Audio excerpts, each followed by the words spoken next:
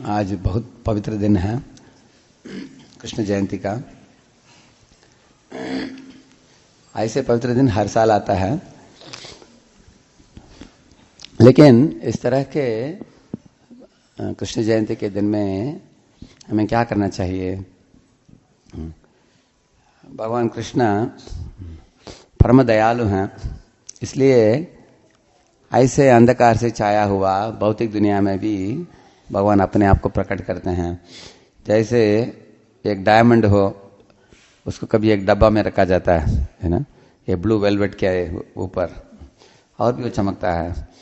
इस तरह जब भगवान भौतिक दुनिया में आते हैं और कंस के कारागार में जब अवतरित होते हैं, वो उनके चमक को इसके साथ तुलना किया गया है। तो ऐसे भगवान इस दुनिया में आकर लोगों को बताना चाहते हैं कि भगवान कौन है। नहीं तो लोग अपने अपने आप को घोषणा करते हैं कि मैं ही भगवान हूँ। इसलिए भगवान आते हैं लोगों को बताने के लिए कि अरे तुमको अगर मालूम नहीं भगवान कौन है तो इधर हूँ मैं। इस तरह भगवान लोगों को दिखाने के लिए आते हैं, ताकि लोग भगवान के बारे में कुछ स्पेकुलेट ना करें, अपने मनोगठित चीज़ों को ना बताए। मेरा रूप क्या है, मेरा रंग क्या है, मेरा लीलाएं क्या है, ये सब भगवान प्रदर्शित करते हैं खुले खुले, ताकि वेद व्यास उसको लिखते हैं ताकि भविष्य में आने वाले लोगों को पता चले भगवान कौन है, उनके कार्यकलाप क्या है। तो भगवान के अनगिनत गुण हैं, उनको मापा ही नहीं जा सकता है। इस दुनिया के रेत के कणों को कोई माप सकता है, लेकिन कोई भगवान के गुणों का माप नहीं कर पाएगा। फिर भी भगवान के 3 प्रधान गुण हैं। भगवान परम तत्व है, और भगवान सर्वशक्तिमान है, और अखिल रसामृत मूर्ति है। ये आमनाय सूत्र में भक्तिविनोद ठाकुर बताते हैं 3 चीज भगवान के संबंध में।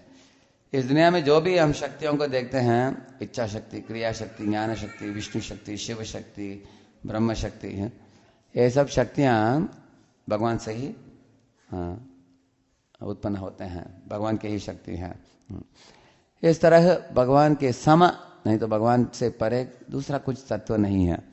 कविराज गोस्वामी बताते हैं चैतन्य चरितामृत में, ये घड़ा जो बनता है वो मिट्टी से, उससे पानी को मिलाकर सूर्य में रखने से वो सूख जाता है और घड़ा बनता है। लेकिन उस घड़े को हम भूमि के मिट्टी से बनाते हैं और भूमि के ऊपर ही वो अवलंबित होकर रहता है वो। इस तरह 3 विष्णु जो होते हैं, महाविष्णु, गर्भदक्ष विष्णु, क्षीरदक्ष विष्णु, ये भगवान कृष्ण के ही विस्तरित रूप हैं और कृष्ण में ही आश्रित हैं। कृष्ण से आते हैं, कृष्ण में आश्रित हैं। और ये 3 विष्णु सब सारे अनंत कोटि ब्रह्मांडों के लिए आश्रय हैं। अगर सब ब्रह्मांड उनमें आश्रित हैं और वो कृष्ण में आश्रित हैं, तो हम समझ सकते हैं कि कृष्ण को छोड़कर बाकी सब चीज कृष्ण में ही, कृष्ण के ऊपर ही आश्रित है। इसलिए वो परम तत्व है। भगवान से बढ़कर दूसरा कोई सम नहीं, तो उनसे ऊर्ध्व कोई नहीं है। और हालांकि भगवान इतने महान होने के बावजूद भी वो हर जीव के लिए वो व्यक्तिगत रूप से उनको ध्यान देने के लिए भगवान एक परमात्मा के रूप में आते हैं। इस दुनिया में सब लोग खोज में हैं, क्या ऐसे कोई मुझे मित्र मिल जाएगा जो हृदय स्पर्शी मित्र बनेगा, जो मुझे जानेगा, मेरे त्रुटियों को भी जानेगा, लेकिन त्रुटियों को जानने के बावजूद भी मुझे प्रेम करेगा वो, और मुझे मदद करेगा, मुझे आगे बढ़ाएगा मुझे। ऐसे कोई मित्र है क्या? इस तरह लोग ढूंढ ढूंढ कर थक जाते हैं इस दुनिया में, क्योंकि लोगों को कोई ना कोई मित्र तो मिलता ही है, लेकिन बाद में पता चल जाता है कि मित्र नहीं है। इस तरह इस दुनिया में सब लोग भटक रहे हैं, विश्वास डालते हैं, विश्वास टूट जाता है, विश्वास डालते हैं, विश्वास टूट जाता है। इससे जन्म के बाद अनगिनत कोटान कोटि जन्म होने के बाद अंत में कृष्ण के पद कमलों को प्राप्त करते हैं लोग। और भगवान बताते हैं मैं सुहृद हूँ, और प्रेम का स्वरूप है भगवान, और करुणा का भंडार है, और हर एक जीव को प्रेम करते हैं। और खास करके उनके भक्ति में जो जुड़ना चाहते हैं उनके ऊपर ज़्यादा ही भगवान ध्यान देते हैं। इसलिए बताया गया है ता कृष्ण वाघे वसुदेव मागते ये वसुदेव जो है कृष्ण के वाहन बने, कृष्ण का वाहन बनकर अपने कंधे के ऊपर कृष्ण को लेकर तैयार हो गए वो मथुरा छोड़कर गोकुल जाने के लिए।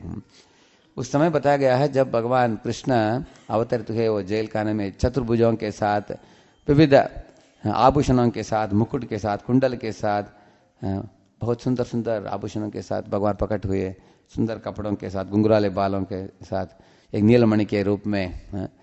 तो इस तरह के एक बच्चे के रूप में भगवान अवतरित हुए। दोनों ने दंडवत प्रणाम की, वसुदेव और देवकी ने। बाद में प्रेमावेश में आकर दोनों ने भगवान को अपने गोद में ले लिया। इस तरह देवकी के हृदय गर्भ में जब भगवान आए थे, देवकी की सुंदरता बढ़ गया बहुत।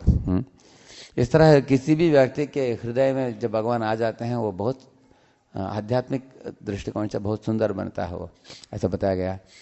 और जब वसुदेव अपने गोद में ले लिया, वसुदेव का भी सुंदरता बढ़ गया, ऐसा बोला गया है।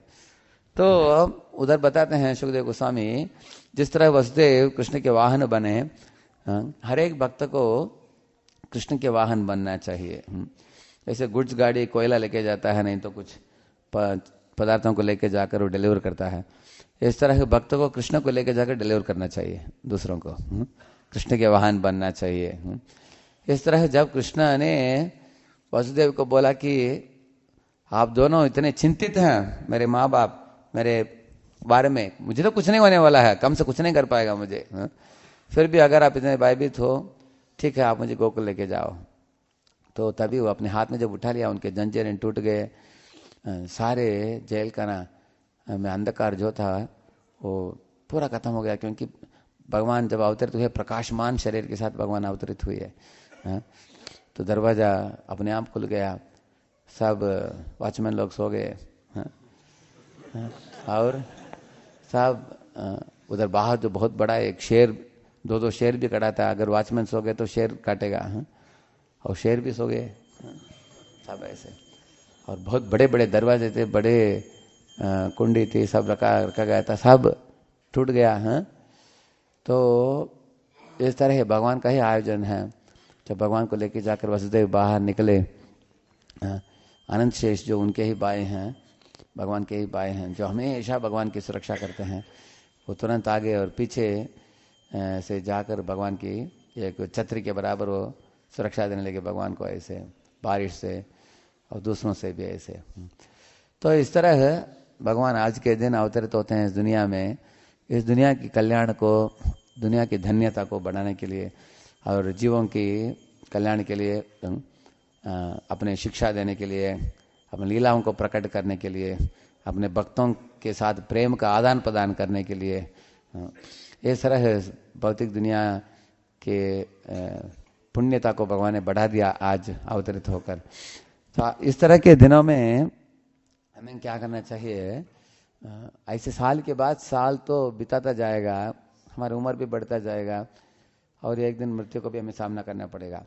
लेकिन हर जयंती जब हम मनाते हैं कृष्ण के, उसमें हम कृष्ण के बारे में और थोड़ा समझे, कृष्ण कौन है, और हमारे विश्वास बढ़ाए, और हम प्रार्थना करें भगवान से कि आप जैसे महान, आपके जो महान भक्त थे, जैसे वसुदेव, देवकी, यशोदा मैया, नंद महाराज, अर्जुन, पांडव इत्यादि जो भक्त भगवान के संपर्क में आकर अनेक दिव्य गुणों को असुरों के सामने भी प्रकट कराया उन्होंने। इस तरह के महान दिव्य भक्तों के पद चिन्हों में हम चले, और हमारे अंदर भी दिव्य गुण प्रकट हो, और हम ऐसे भक्ति करें कि इस भक्ति से आप आकर्षित होकर आप भी आपकी सानिध्यता को हमें प्रदान करें।